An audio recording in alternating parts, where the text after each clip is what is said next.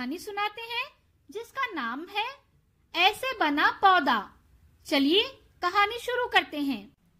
ऐसे बना पौधा। ऐसे बना पौधा।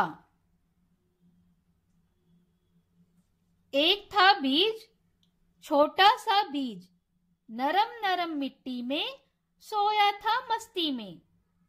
आई जोर की बारिश, मिट्टी हुई गीली, बीज भी हो गया गीला, आंखें मलते मलते जागा। खूब पानी पीकर बीज हो गया मोटा, बीज के पेट से जड़ कोपल निकला छोटा। गीली गीली मिट्टी में जड़ कोपल बढ़ने लगा, कुछ दिनों के बाद बीज से अखवा भी निकला। अखवा बड़ा होकर खूब इतराने लगा, मिट्टी के बाहर आकर धूप खाने लगा।